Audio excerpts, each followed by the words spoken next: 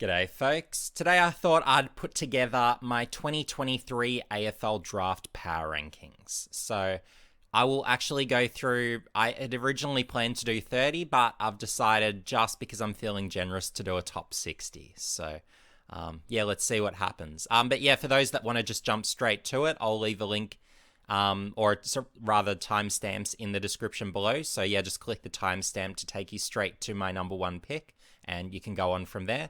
But for those that want some of the preamble and some, I guess, additional draft thoughts, I'll just go through that first before I start. So, yeah, basically in creating my list, and I've got some notes here which I'll need to refer to, because, yeah, I need to announce firstly that, yeah, this year I didn't watch a moment of junior football. I haven't taken any interest in what anyone's been writing about it, or I'm really engaging in any conversation much at all about this year's draft, other than just sort of the occasional tweets around really Harley Reid and the value of pick one. So, yeah, given that, and given my knowledge is exclusively from 2022, to really be able to actually even attempt these power rankings, I really just needed to go through the stats and really use that to give me a bit of a feel in the context of how a lot of the players play. And then beyond that, I just went through basically who were the national and state combine invites. Again, just, yeah, looked through their stats. And then, yeah, additionally, I just looked through basically who are the leading stat getters amongst the various state leagues, just to get a feel for, well, are there any state league standouts that I should be mentioning or adding to my list as well? So I'm not going to claim this will be a perfect list. This will probably be my worst attempt at putting together a power rankings, given I haven't actually watched a moment of action versus in past years. I've been doing basically more than full-time hours in covering the draft. So yeah, big change there, but nonetheless, I have enough of a context for at least those who have been playing junior footy, or in the case of some of the state league footy in years past, to really still be able to speak to their game, speak to how they play, what they can do, and really have enough of a context to have some sort of general feel or gist as to how a lot of them have been playing. So yeah, that's just to give you a general feel as to what this list is going to look like today. And needless to say, having not looked at what anyone else has produced, this list will be very much contrasting, I'm sure, to what a number of the other sort of, like, whether it's media personalities or phantom drafters online or whatever else you come across. So yeah, you'll definitely find yeah, some interesting and different takes, but yeah, hopefully you get a bit out of it. So but yeah, for some quick findings and things that I found interesting. So number one, firstly, I'll look to the positives first, because all drafts have their positives, and the real amazing positive for me, and I didn't foresee this at all, was actually the growth of Tasmania. So credit to those who have been developing the talent in Tasmania. You've done a great job this year, and it's really the first time I can actually speak positively to that. So to look back in years past, we've really seen you'd have oftentimes a Tasmanian a year out from the draft who would project to be a first round pick.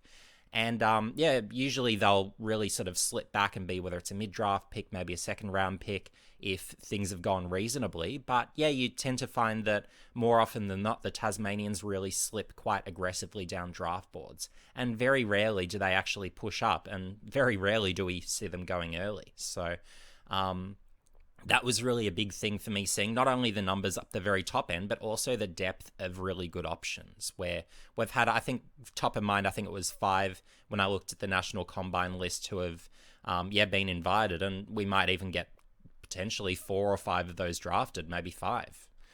So we'll have to see how that goes. So, yeah, really good effort there. But the other thing I thought I'd speak to as well is that, I recall going back 12 months ago, we had the likes of Kel Toomey saying this is going to be a super draft. Well, yeah, and looking through the numbers, it's pretty evident that that's not the case. A lot of the players I rated really highly coming into the year have not progressed and have dropped well down my draft board. And look, maybe it's just because I haven't been watching junior footy this year, but I haven't really seen the players to replace them up the top end. So, yeah, that was one of the yeah, disappointing aspects. Because for me personally, coming into this year, I didn't agree with the take that this would be a super draft. My assumption was that it would be a middle of the road draft, roughly, just with some unusual and different dynamics. And those dynamics have actually held. And to be specific with those, I was expecting that it would be a really good draft for general forwards and general defenders. I guess the one relative change is I was thinking there'd be a lot of mid forwards that would be looking really good for this year. But yeah, a lot of them have dropped off slightly, those that were sort of really good, both whether it's mid and forward. But there are a good number of draftable ruckmans, so again, that's a positive. But yeah, the glaring weakness this year, and it was evident before this year's draft, and I imagine in my preseason video as well. Yeah, I was really of the opinion that this year's midfielders are pretty poor, and yeah, that view has unfortunately held, and that's one of the reasons why this is looking like a below average draft, I would say, but that's not to say there aren't going to be a number of really good players. You can have the worst draft in the world and you're still going to get a lot of good players, and you can even get players coming whether it's late or in the rookie draft. So it often just comes down to good talent identification. And look, if the juniors aren't looking so flash, well, guess what? In the state leagues, there's lots of talent going around there that are actually better than their AFL counterparts. And if you watch any state league football, you'll notice how good a lot of them are directly compared against AFL listed players. So for a quick spoiler, there will be some mature ages within my top 20. So yeah, I don't know how people feel about that, and I don't know if anyone else in the country rates any mature ages inside their top 20. But yeah, I've got two in there, so you'll have to watch on to find out who those two are. And then after that, I've still got a number of other mature ages, including a few of my old favorites. So yeah, that's something else to look forward to. And in checking my notes, the other thing I wanted to draw upon quickly before I get into the rankings is, and this is another credit to hand out, but yeah, credit to Gold Coast with their academy for developing so much talent and really having so much there ready to go that is draftable and worth adding to their list, both up the top end, but then also the depth as we go down the draft. So yeah, it's understandable why Gold Coast were looking to clear out their list a little bit to make a few list spaces available. So yeah, they're very fortunate in that respect, that's for sure. Okay, so to take you through my 2023 AFL Draft Power Rankings Top 60. So note, being power rankings, that this is how I rate them based on how I believe their careers will turn out, with, of course, pick one being the player I believe will have the best career. So, of course, at number one, I've got Harley Reid, and West Coast are going to make the right decision by retaining pick one and picking Harley Reid. And why I say that is because whether you've got him in defence, whether you've got him forward, whether you've got him through the midfield, he impacts winning heavily. That's the key. And I've also made previous videos about Harley Reid, so if you want a bit more about him, make sure you watch those. At number two, I have Daniel Curtin. So for me, why that's the case? Well, he's one of the best young key defenders I've seen, and he's up there even with Jacob Wiedering for the best junior key defenders I've seen. And the reasons why, well, he's an incredible intercept mark, but then additionally, for someone of his height and size, his mobility is incredible. Great agility, great evasion, but then he's also got the vision and the skills as well to hit targets up the ground. So for me, he ticks all the key boxes, which is why I've got him at number two. Number three, I've gone with Colby McKercher. And here's one I wouldn't have necessarily thought I would have this high coming into the year. But yeah, with the sheer numbers he's putting up and the scoreboard impact. And he's one where whether you play him inside, outside, you can put him across half forward if you want. You've got a lot of options. But he's also got the skills and he's also got the run as well. So having all those components, I think he's a worthy third player on my list. Number four, I've got Riley Sanders. The sheer numbers he's putting up is absolutely ridiculous, and what he does is, for the most part, quite good quality as well. So it's not like he's just racking it up and doing nothing. He is actually quite a good ball user, and he's winning a good amount contested. He's great at the stoppages, so having all those components, he's looking like one of the very best midfielders in this draft, which is why he deserves to be going very early in this year's draft. Number five, I've gone with Nick Watson. So a very small forward in this year's draft, but for me, he actually reminds me of Toby Green. So obviously, he's a shorter version, being around that sort of 170, maybe even if he was in heels, 170 centimeters to be realistic, but, or at least from my watching last year, hopefully he's grown to about 170 now. But yeah, the point being that he's one of those players where even though he's tiny, he plays way bigger than his height. So, and then he's also got that aggression as well. So, just that sheer edge to him, but he's got that combination of whether he's marking the ball, whether he's doing it at ground level, he'll hit the scoreboard heavily and be a real asset to any front half. So, yeah, he's one again who deserves to go early. And look, if it was a stronger draft, he'd be more someone I'd be comfortable to pick around 10. But given the other options aren't necessarily looking incredible compared to some other recent drafts, I think around 5 would be about the right mark for Watson. And if you're getting him closer to 10, I think you're doing pretty well personally, given the immediacy of his game. He's a round 1 ready player. Number 6, I've gone with Jed Walter, the Gold Coast Academy key forward.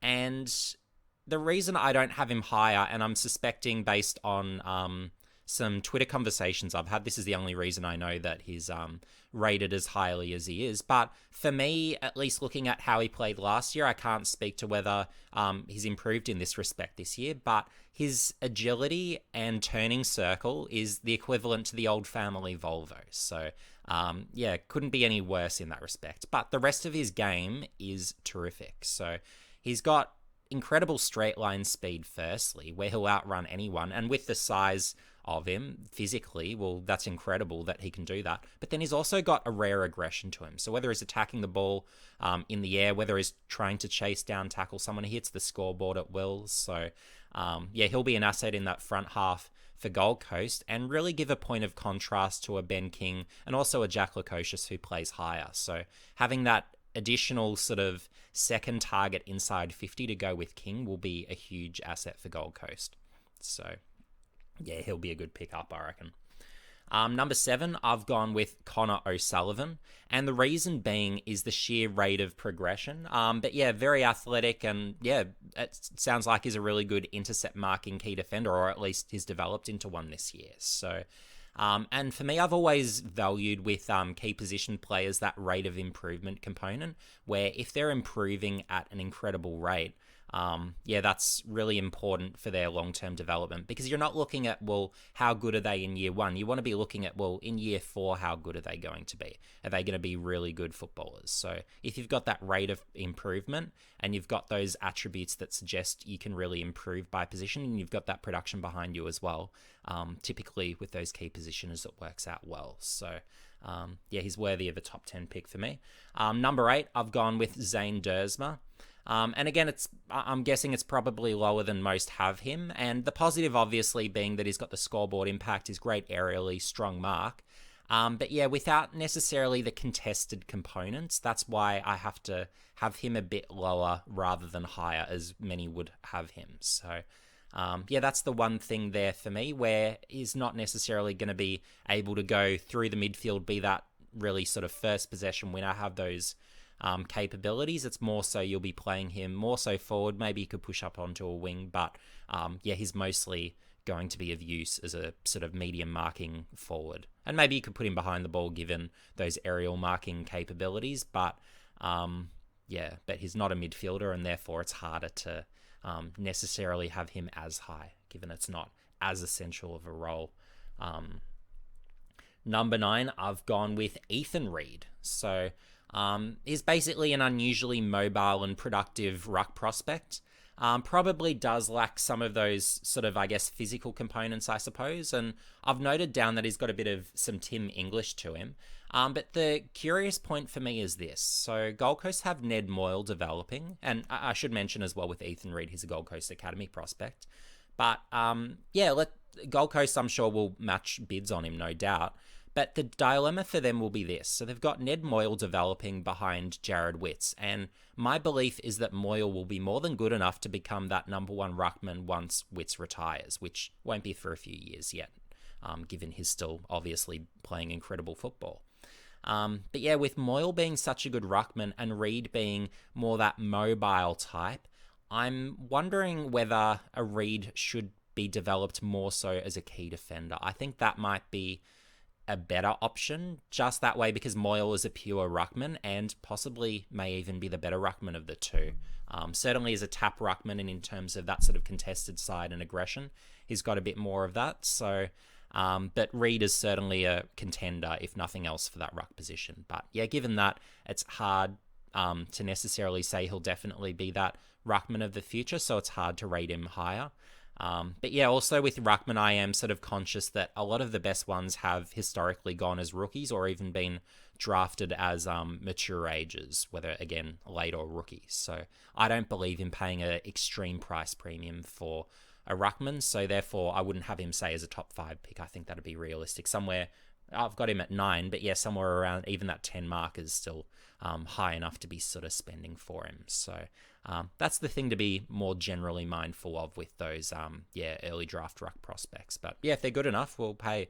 It's obviously justifiable at around 9 to pick him up.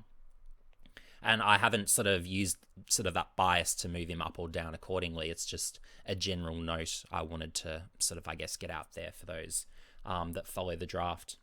Next up, I've gone with George Stevens. So he's that really, I guess, strong-bodied ball-winning mid, but he's also got sound skills as well. So he did miss last year with injury, but I did see a bit of him in 2021, and he was even then really quite strong and playing good football. So, and then seeing his stats this year, I've got the context to know that he'd be a good pick early on. And look, with midfielders, I often find, particularly those who win a high volume contested, that a lot of them tend to slip further than they should. So I haven't sort of consulted any phantom drafts, but I'm going to suspect that, someone like a Stevens won't be rated as high as I've got him being at 10. And I'd say the same of a few of the upcoming midfielders I'll speak about as well. So it might just mean that a club can get good value on that type a bit later than perhaps they should. And it's ultimately those midfielders that win a high percentage contested and a high volume contested. If they've got that and something else in particular, the actual hit rate of them is tremendous and better than midfielders of other types. So they're types, broadly speaking, as a general concept that you should really be looking out for and really, having reasonably high on your draft board.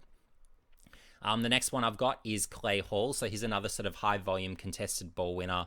And he's got a high work rate, but yeah, big time accumulator. Here's another where, again, not sure he necessarily goes as high as I've got him, but he's certainly got the game there. Next one, again, I've gone with the same sort of theme. I've gone with Kane McAuliffe. So another of those sort of high volume contested ball winners. And look, he was more of an early bloomer type, but when you've got the contested ball winning, he's a goal kicking midfielder as well.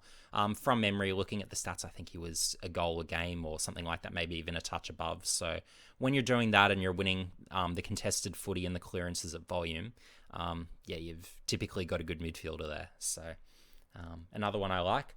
At 13, I've gone with Colton Tholstrup. So yeah, damaging forward. I liked him coming into the year as well. I think I had him in my top 10 coming into the year, top of mind. But yeah, good player. He's played some Waffle League level this year, which really speaks to how advanced his game is. So, and you could also put him into the midfield as well. So you have a few options. So he's presumably a first round pick, given he's got that sort of capability. Number 14, I've gone with Nate Caddy. So cousin of Josh, for those who have followed Josh's career. But yeah, with Nate Caddy, he's that shorter end, I guess, of the scale for key forwards, but it's the aerial work and contested marking that's his real strength. I would have him higher if I had more confidence in his ground level craft and skills, but for me, in obviously watching him last year, they were areas that were lacking, and to too great of an extent to have him, let's say, in my top 10.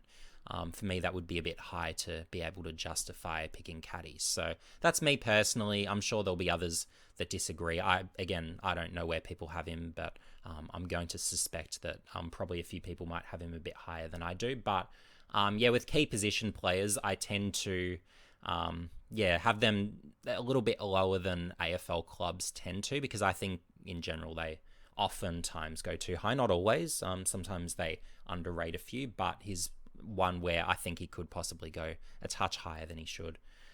Next up at number 15, I've gone with Ari Schoenmaker. So we've got our third Tasmanian already, and that's within the top 15. So again, credit to Tasmania for developing your talent this year, which is a first. But yeah, basically he's a nearing key position height. Is about a 193, 194, something like that. But yeah, he's a super boot essentially, and he can intercept behind the ball as well. So long kick, precise kick.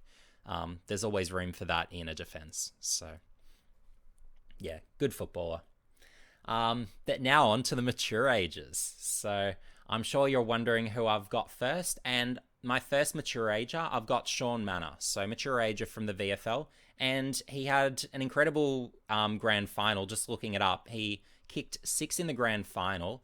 And he also had another game with 7 goals, which is, phenomenal. And he does that across half forward. So, and I've seen him in years past, he's been good. But this year, looking at his numbers, he's clearly stepped things up a gear. So, for me, he's a plug and play, any team best 22 player across half forward. So, particularly if you're a premiership contender, really looking to get another good piece, I'd be more than willing to, bring him in.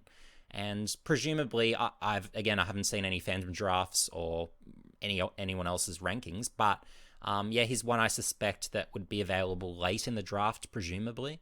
And if he is, great value for one of those contending type teams that are really looking for that additional player across there.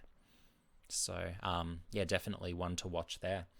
Next one, I've gone Tom Lewis. So we've got another mature ager here. So this is number 17. I've got Tom Lewis at. But yeah, he's a ready-made midfielder, and he reminds me a lot of Tom Atkins. So if there's any Geelong fans out there or people who have watched Atkins, very similar player, where he's that high-volume tackler, where I've got his numbers here. He averaged 12.7 tackles per game. So that's just absolutely nuts. So no one in AFL history has done that. So to be putting up those sort of tackle numbers, and he wins a high percentage contested, he wins a heap contested, gets a heap of clearances. So for a team looking for that, I guess, defensively orientated, contested orientated midfielder, he's a great plug and play if you're really looking for that ingredient to fit in. So definitely one I can advocate for, and he's taken another step up, and he's been one of those year-on-year improvers where he gets better every year, and he's ready to go. Don't know if he's on the radar of any AFL clubs. He should be, but we'll have to see. Hopefully he gets picked up as a rookie because he thoroughly deserves it, and I actually think he would break into a best 22. He's just one of those where he can just play a role and be a handy piece. Next up, I've gone with Ollie Murphy, and big improver this year, I've noted down. So good height, good athleticism, and found his spot in defense this year, it seems like, in looking at the stats. So that's really promising. Based on having the height, it now sounds like he has the clear best position and the rate of improvement. Well, for me, he's worth a top 20 pick. So I'm not sure where clubs are rating him, but for me, anywhere in that range, I think he's very suitable personally. Number 19, I've gone with Jake Rogers. And look, this might be on the early side. And Jake Rogers, I should mention, is Gold Coast Academy. For roughly, say, I don't know, he might be 170, might be low 170s midfielder.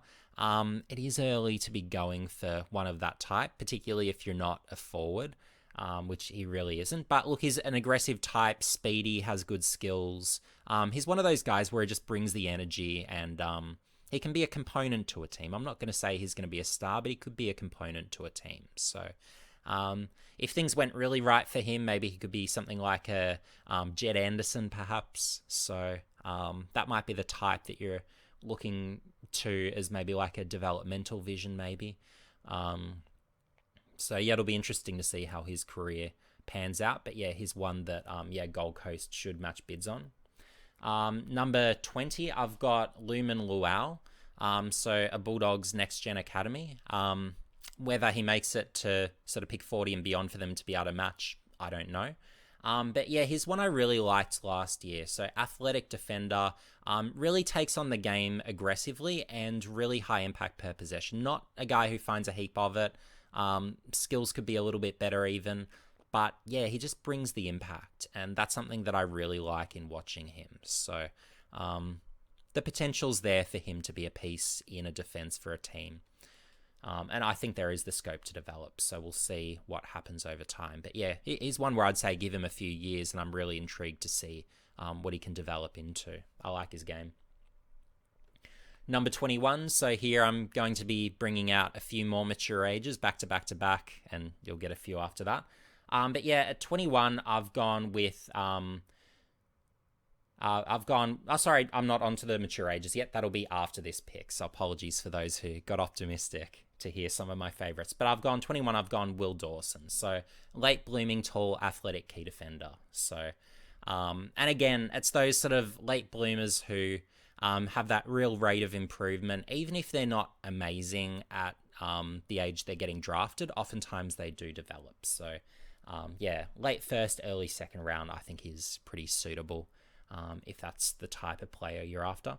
22, now we're really on to a group of mature ages here, but at 22 I've gone Casey Voss. So he's just had another year where essentially he's played like an AFL footballer stuck in the sandful. So I'm still waiting for a club to give him a chance. It's one of those stories where it's a bit like the likes of Hayden Sloyth, you had Jai Bolton, you had all those types just for so many years, back to back to back to back, where they were AFL footballers stuck in the state leagues. So, yeah, I just have to really bring them up and acknowledge that they're of that level and they should be rated accordingly. So, that's basically what I'm speaking to. But yeah, with Voss, a lead interceptor, good one-on-one player, can generate drive from defense, is just a piece who can fit into a defense as a plug and play. So that's all you need to know there. At 23, again, I'm going with the picks that I liked last year, but Ethan Phillips. Again, incredible interceptor, the best interceptor outside the AFL, and has got the capabilities one-on-one. So having those components, he's a ready-to-go key defender who can, plug and play if that's something you need. So maybe it would suit a Collingwood if they're not fully satisfied with a, say, Billy Frampton as an example, or if they're worried Charlie Dean will continue to stay hurt. So there's teams like that where you could pretty easily fit him. Or if a Nathan Murphy, they're not sure he'll be able to come back. So any team that's really sort of looking for that pretty immediate and capable key defender, Ethan Phillips is one who can do that. At 24, again, sticking with the mature age flavour, Jacob Dawson. So former Gold Coast Sun. Back when he was playing for them, he was in defence, so poorly utilised, but he's a pure midfielder. One of the best midfielders in the state leagues, and contested beast. So you want him around the stoppages. So any team looking for that sort of hardened, ready-to-go midfielder, he's one who can certainly bring that for you. And you can probably just get him as a rookie, and I'd probably say the same of the likes of your Vosses and your Phillips, given they've been overlooked already. So there's no reason that they'd just suddenly sort of be plucked out in the national draft now. You can probably just use your last rookie pick on him and get him. Next one, similar story, Boyd Woodcock. So former Port Adelaide forward, but he's become an incredible midfielder in the VFL. So he can play as that midfielder forward, but he's great at stoppages for a small. And again, having that forward of centre capability, he's one where he's really leveled up his game, and he's one where he can fit into a lot of best 22s, in my opinion. So, for me, good piece. And I've got another 4 successive mature ages for you. So, and it's just a case of all these guys are AFL caliber. So, and if you're talking AFL caliber pieces, well, they're worth picks in the sort of, whether it's late 20s, early 30s. I think that's genuinely where the value in what's considered an average draft, or below average draft even, should be. So, my next one's Callum Park. So, basically just a rebounding and intercepting general defender who has really put up numbers and leveled up his game yet again this year. So, Yeah, giving him credit. Next one, again, another defender, and you can look at all these really good defenders historically. A lot of the best general defenders have actually come from the state leagues, so don't overlook any of these state league general defenders in particular that I'm mentioning, because a lot of them could easily be plug and play best 22 players for a number of teams. But yeah, next one, so at 27, I've got Jack Avery. So he's on the taller end, almost key position height, but yeah, he's that intercepting defender, and he's, again, leveled up his game this year. So another who deserves that look in by AFL clubs. At 28, I've gone Lockie Sullivan. So he's been incredible for a number of years for Footscray in the VFL. Just that classy mid, but he's also got the ball winning, accumulates at a heap. Look, the Dogs could look at him, really. Like, why wouldn't they even consider him? If they're thinking their midfielder's getting a bit long in the tooth, a bit older, look, if you can bring him in as an immediate piece who can add to that midfield further, you'd have to really consider it. And it might mean that if the likes of whether it's a Jack McRae or a Bailey Smith leave at the end of the year, well, it means they've got at least another good midfielder where they can feel a little bit safer in their long-term plans. So, but yeah, with a Sullivan, he'd fit a number of teams. When you've got sort of that high production contested mid who can use the footy really well and moves well, well, hey, bring him in. But he is sort of in that mid to late 20s bracket, so that's why I have him below a few. And Marty Hawes in a similar bracket. So he was formerly AFL listed by Melbourne. But yeah, he was really good in the VFL before, which is why he got that opportunity. And then he's been even better in the VFL in the past year. So again, just that really intercept marking defender, can generate a bit of drive too. Again, plug and play in defence. If you're that team looking for that sort of immediate sort of component to a defence, well, hey, look at Marty Hoare. He can play that role. But from here on in, I don't think top of mind I've got any more mature ages, just because I did want to give some of this year's draft prospects a bit of shine and a bit of opportunity. But I could easily have added in a heap more mature ages, because there are just so many in the state leagues that are able, on the right team at least, to be able to jump into an AFL team and play a role. So I did want to make that statement. But number 30, I've gone with Harry D. Mattia. So basically an explosive and damaging utility is essentially how I would describe him. At 31, I've gone with James Leake. So again, another Tasmanian. And here's one where, although he didn't play any NAB League last year, I did see a bit of him in the TSL playing some okay footy. But yeah, he's really sort of stepped up his game this year. But yeah, seems like a big improver, and yeah, just being able to impact across a few positions, well, that's a positive. It seemed like he kicked a few goals when he went forward, so it'll be interesting to see if he finds a best position, and if so, where. But yeah, it sounds like he might go a little bit higher than I've got him, from what I understand, just from what people have sort of tweeted at me. So yeah, I'll have to see there. But yeah, he's not necessarily that sort of big contested type. Numbers are fairly ordinary, so I wouldn't have had him necessarily too high. At least I wouldn't rate him top 10, certainly. 32, I've gone with Caleb Windsor, and I can imagine there's probably a few that'll have him higher than this, but yeah, basically he's a speedy and damaging outside type, but yeah, he'd need sort of more that contested side, the better numbers, to at least appeal to me more, and have him higher on my list.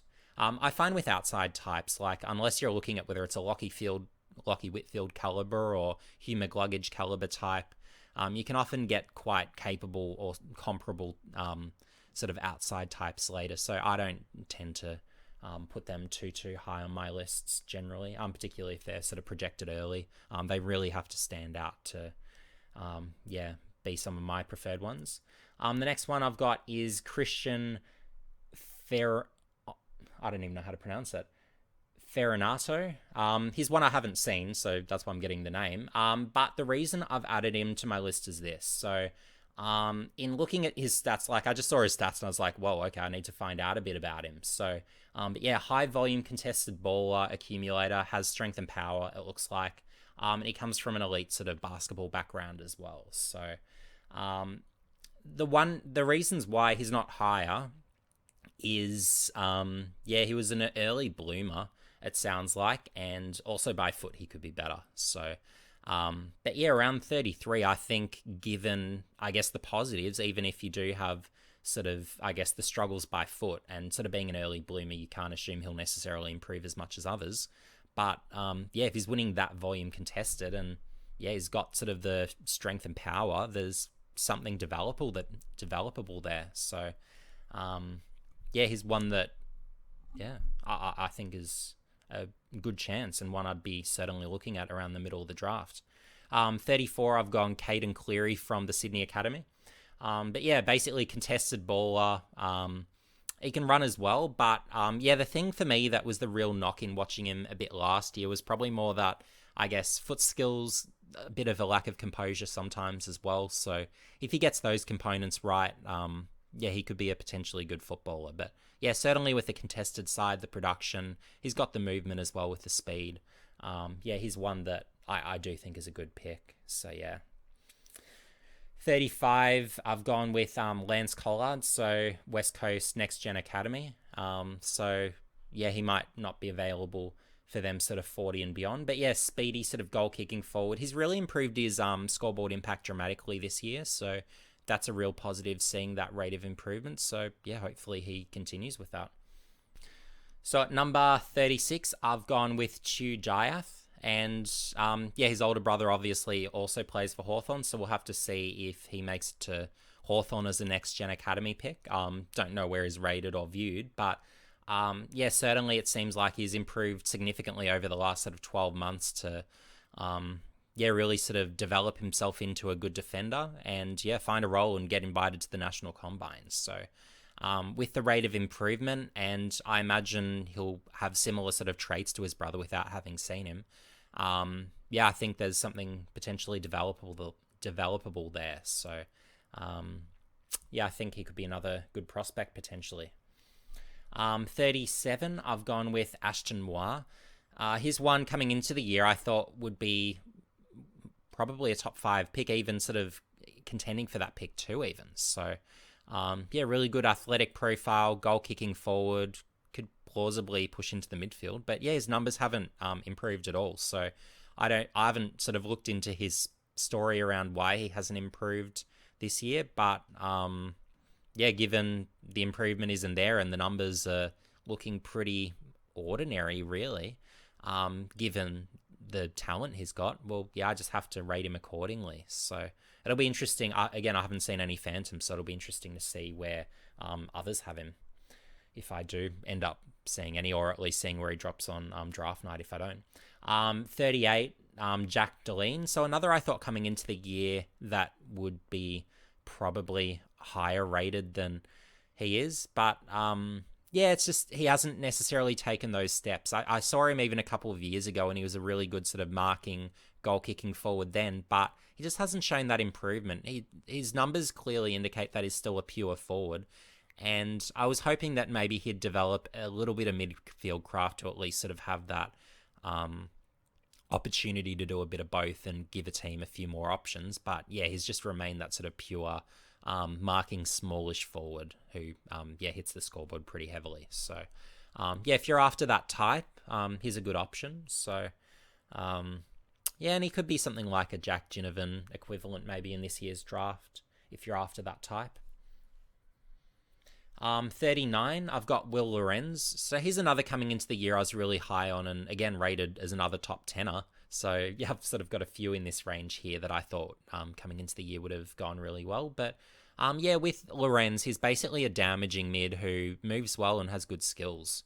And he was playing really well in a few games that I was watching last year. So I thought maybe he'd be able to pick up on that. But yeah, his numbers don't indicate any meaningful improvement. So I'm not sure why that is. Yeah, maybe someone in the comment section below can help me out with that. But yeah, given his numbers haven't taken the step that I would have expected, well, I have to, yeah, rate him accordingly. At number 40, I've gone with Darcy Wilson. So classy, speedy outside type, essentially. If he had more of a contested side to his game, I would rate him higher, but yeah, unfortunately he doesn't. So he's actually one where, and I was having a conversation with someone who is actually a relative of his. But yeah, the player that he actually reminds me of, funnily, is Connor Menadue. So yeah, that type where he's got so many gifts and ways to hurt you, and his numbers are actually probably a little better than Connor at the same age. But yeah, just lacking that sort of size and contested game. I think that really potentially hurts him at the next level. I hope for his sake I'm wrong, but yeah, just not quite sure. At least, again, this is based on my watching last year. Maybe he's sort of stepped that up a bit. But yeah, I'm just not sure that he necessarily does develop that. It's not quite his game, but yeah, he's certainly got the speed and class. So yeah, he's draftable, certainly. Number 41, I've gone with Riley Hardiman. So, yeah, rebounding defender. And I've got a few rebounding defenders. 42, Archie Roberts. He's another rebounding defender.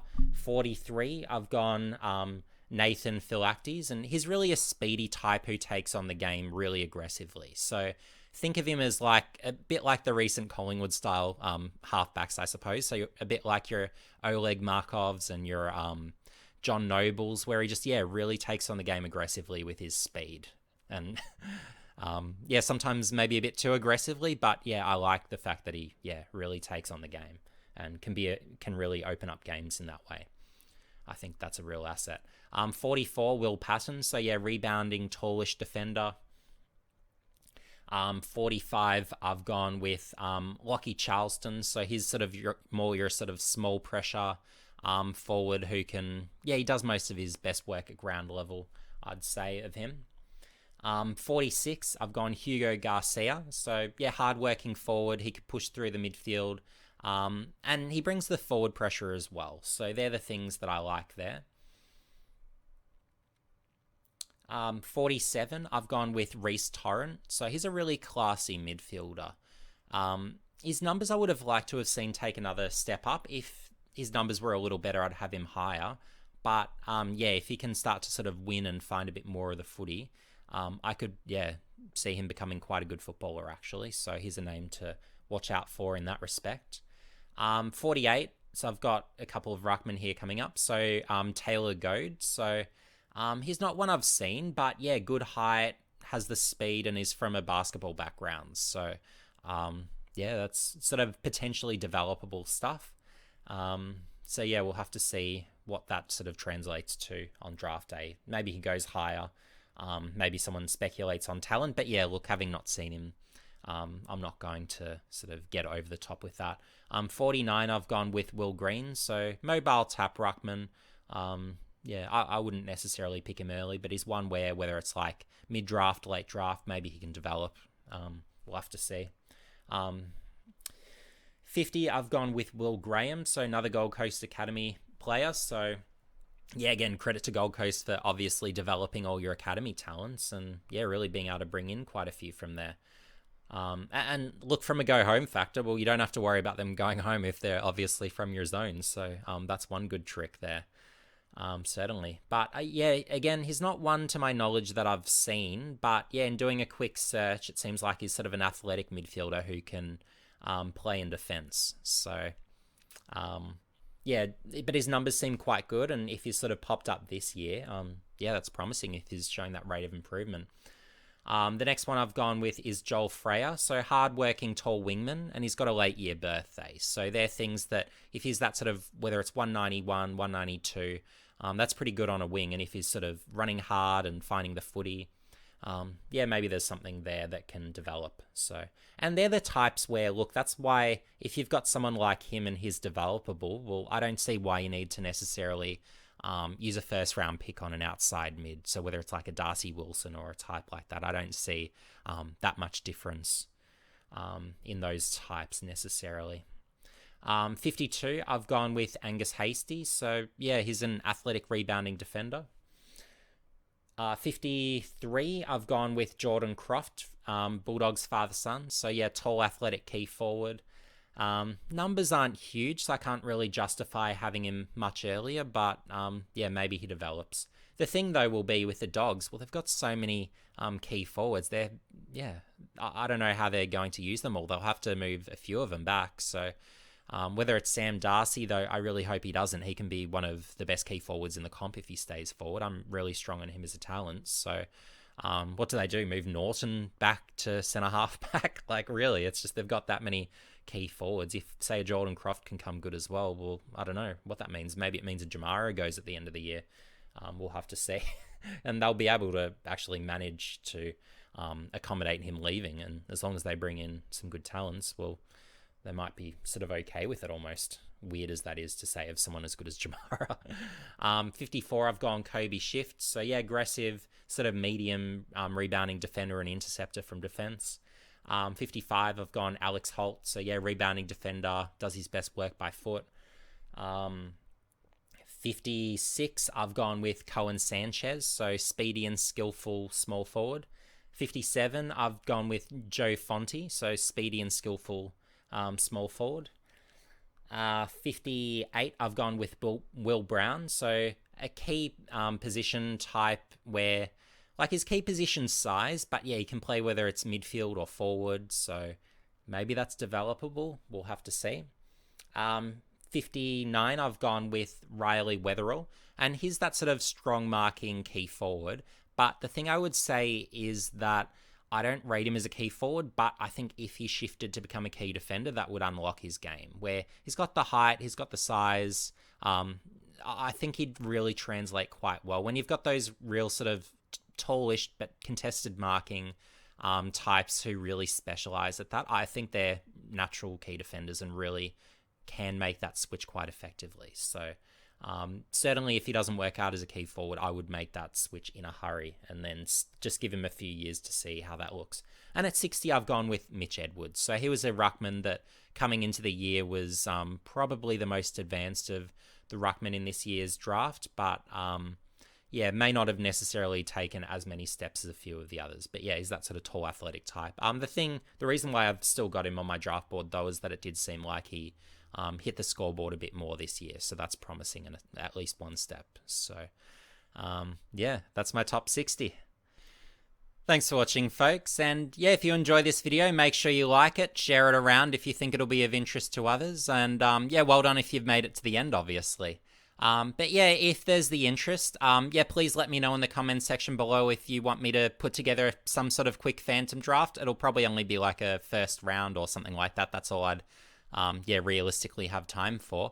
If there's interest in me reviewing someone's Phantom draft, if you think there's a particularly good Phantom drafter out there, let me know who you believe is putting together a good Phantom, and I can always give that a look and yeah, go through what I like and what I think could be improved or whatever the case may be. If you're interested in some sort of draft review, yeah, again, let me know if that's of interest. I can produce that, given, of course, I know at least from the 2022 games, at least those who are playing then, sort of who's good. I'm sure there'll be a few drafted that I've never seen before, and I probably won't be able to comment too much on, but yeah, I guess that'll be one of the surprises for me this year, actually being in the position, seeing a few drafted where they're names that I haven't actually come across or seen on the field. So yeah, that'll be certainly a different dynamic for me to yeah, look forward to. But yeah, also let me know in the comments section below, is there someone I missed that is an egregious miss? Again, hands up, I haven't seen anyone else's Phantom drafts or power rankings or whatever people are putting together this year, or I haven't been interested in other people's articles. I don't follow any sort of footy media.